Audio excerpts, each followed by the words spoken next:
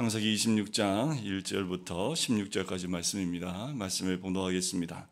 아브라함 때에 첫 흉년이 들었더니 그 땅에 또 흉년이 들매 이삭이 그랄로 가서 블레셋 왕 아비멜렉에게 이르렀더니 여호와께서 이삭에게 나타나 이르시되 애굽으로 내려가지 말고 내가 내게 지시하는 땅에 거주하라. 이 땅에 거류하면 내가 너와 함께 있어 내게 복을 주고 내가 이 모든 땅을 너와 내 자손에게 주리라. 내가 내 아버지 아브라함에게 맹세한 것을 이루어 내 자손을 하늘의 별과 같이 번성하게 하며 이 모든 땅을 내 자손에게 주리니 내 자손으로 말미암아 천하 만민이 복을 받으리라. 이는 아브라함이 내 말을 순종하고 내 명령과 내 계명과 내 율례와 내 법도를 지켰습니다 하시니라. 이삭이 그랄에 거주하였더니 그곳 사람들이 그의 아내에 대하여 물으매 그가 말하기를 그는 내 누이라 하였으니 리브가는 보기에 아리따움으로 그곳 백성이 리브가로 말미암아 자기를 죽일까 하여 그는 내 아내라 하기를 두려워함이었더라. 이삭이 거기 오래 거주하였더니 이삭이 그 아내 리브가를 껴안은 것을 블레셋 왕 아비멜렉이 창으로 내다 본지라. 이에 아비멜렉이 이삭을 불러 이르되 그가 분명히 내 아내이거늘 어찌 내 누이라 하였느냐. 이삭이 그에게 대답하되 내 생각에 그로 말미암아 내가 죽게 될까 두려워하였음이로다. 아비멜렉이 이르되 네가 어찌 우리에게 이렇게 행하였느냐. 백성 중 하나가 내 아내와 동침할 뻔하였도다. 내가 죄를 우리에게 입혔으리라. 아비멜렉이 이에 모든 백성에게 명하여 이르되 이 사람이나 그의 아내를 범하는 자는 죽이리라 하였더라.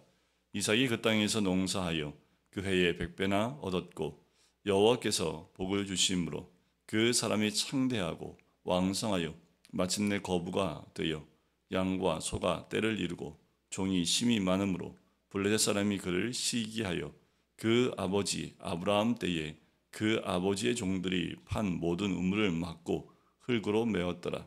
아비멜렉이 이삭에게 이르되 내가 우리보다 크게 강성한즉 우리를 떠나라. 아멘. 오늘 나누는 26장의 말씀은 성경에서 유일하게 이삭에 대한 내용만 스토리만 나오는 장이 26장입니다. 이삭이 어떤 사람인지 잘 알 수 있는, 그리고 하나님이 이 이삭에게 복을 주셨는데 그와 함께 하셨던 그 사건을 오늘 본문에서 우리는 볼 수 있습니다. 자, 이렇게 시작을 하지요. 아브라함 때에 첫 흉년이 들었더니 또 흉년이 들다라고 얘기합니다. 우리가 기억하는 것처럼 12장에 아브라함이 말씀을 따라 내려왔다가 그 땅에 기근이 흉년이 심하게 들므로 살기 위해서 애굽으로 내려갔다는 사건이 있지요.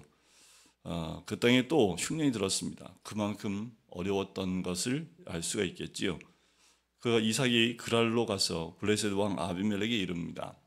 그런데 이삭도 어떤 생각이었을까요? 비가 내림과 상관없이 나일강이라는 풍부한 물이 존재하는 애굽으로 내려가려고 했다는 거지요. 어떻게 할 수 있어요? 2절에 보니까 여호와께서 이삭에게 나타나십니다.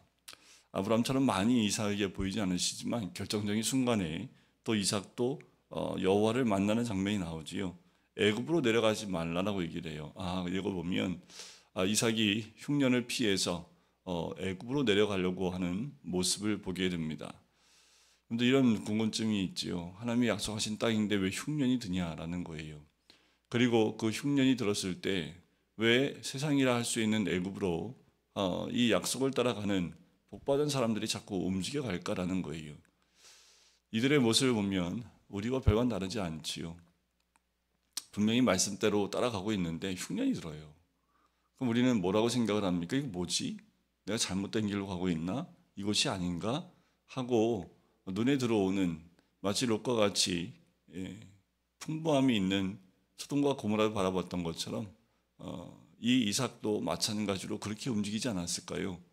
그런데 이삭이 좀 다른 건 뭐예요? 내려갈 때 여호와 하나님을 만나고 하나님이 내려가지 말라라는 말을 듣고 내려가지 않아요.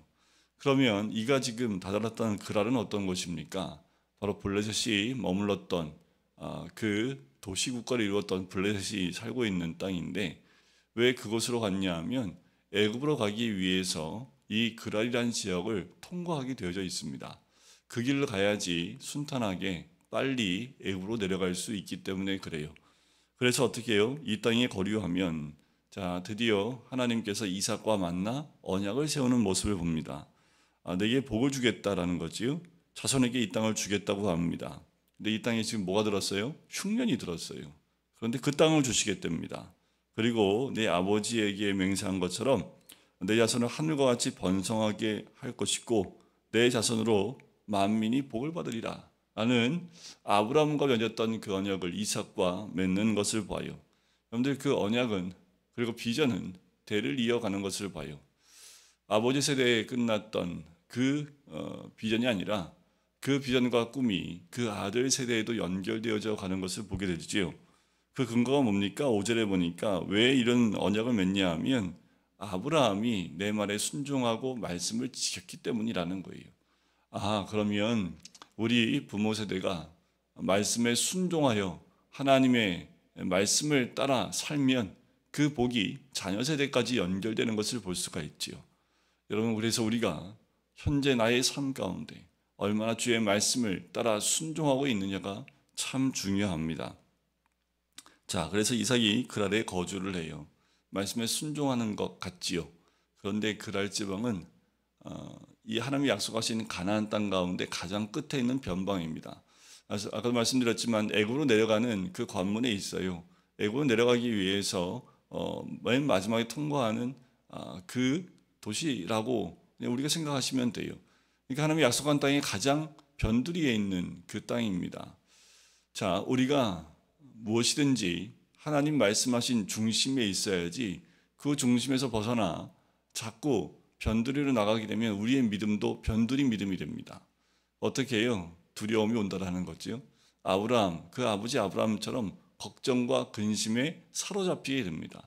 우리가 믿음의 핵심 가운데 있고 믿음의 중앙에 있으면 그 믿음이 단단해지고 또 그 믿음이 흔들림이 없는데 그 믿음의 변방으로 움직여가면 갈수록 내 믿음이 약해지고 세상은 강해집니다. 그러니 뭐예요? 걱정과 근심이 있을 수밖에 없지요. 아버지하고 똑같은 생각을 합니다. 리브가가 아람 사람이었기 때문에 이 그랄 지역에 있는 사람과 많이 달았겠지요.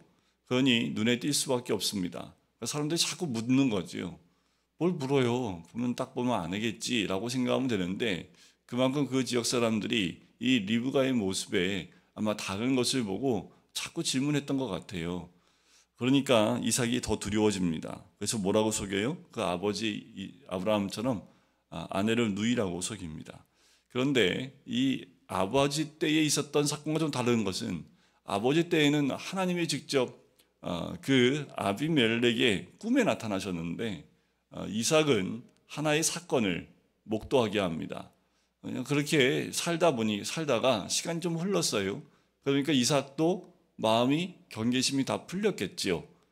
그래서 그 아내 리브가를 껴안고 있는 모습을 누가 봐요? 왕인 아비멜렉이 봅니다. 뭐 이런 사건이 있을 수 있나요? 그 모습을 왕이 또 직접 바라볼 수 있도록 목도하게 만들었다라는 거예요. 하나님 허락하신 사건들, 참 얼마나 창피해요. 그런데 그 사건을 통해서 이삭의 아내가 리브가라는 것을 만천하에 드러나게 하십니다. 창피하긴 해요. 하지만 이 사건을 통해서 하나님이 자연스럽게 그랄 지방에 이삭과 리브가가 부부 관계인 것을 드러나게 해서 그 지역에 죄가 있지 않도록 하나님이 사건을 통해서 막으신다라는 거예요.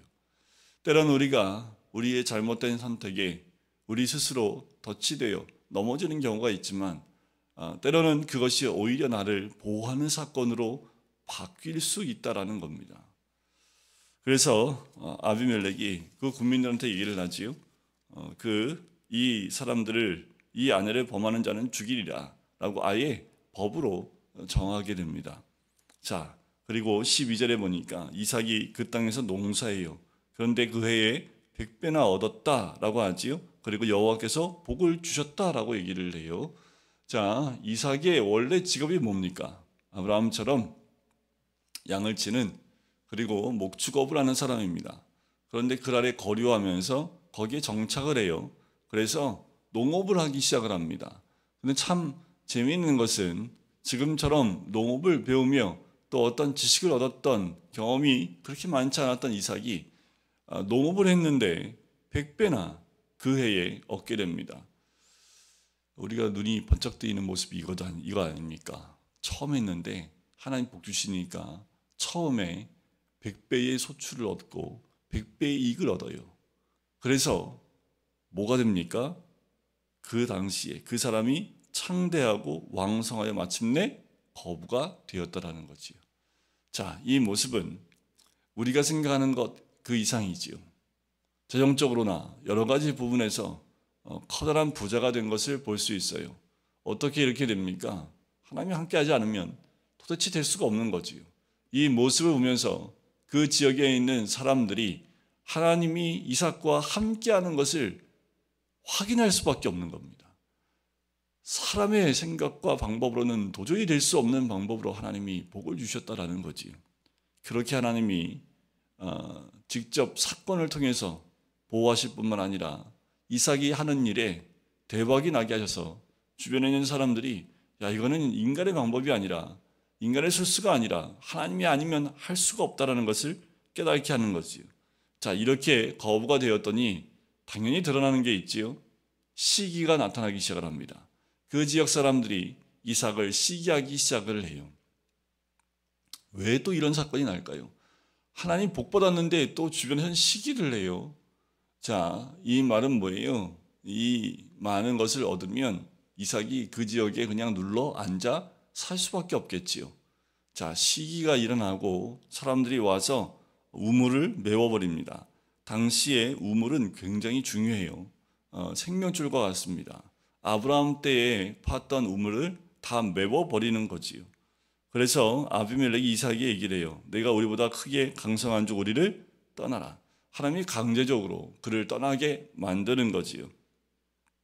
그가 옮겨갑니다. 점점 어디로 옮겨가냐면 이제 하나님이 약속하신 땅, 그 땅 중심으로 점점 이동하기 시작을 해요. 이 그랄 지방 사람들, 블레셋 사람들이 계속 쫓아와서 우물을 메워버리는 사건이 나옵니다. 이삭이 우물을 팠다면 우물이 터져요. 확률이 굉장히 낮습니다. 마치 로또를 샀는데 매주 사는데 매주 로또가 되는 거예요. 확률이 제로입니다. 거의 제로에 가까워요. 그런데 이삭에게 그런 일들이 벌어지는 거지요. 하나님의 약속을 따라 계속 움직여가면 하나님이 길을 열어주시고 또 살 길을 열어주시는 거지요. 그런데 세상 사람들 어떻게 이렇게 쫓아와서 그것을 막아버리는 겁니다. 그런데 이삭이 거기에 대항하지 않아요. 계속 옮겨갑니다. 또 우물을 파요. 우물이 터져요. 또 와서 메꿔요. 또 움직여갑니다. 결국 어디까지 움직여갑니까? 보니까 23절에 브엘세바까지 갑니다.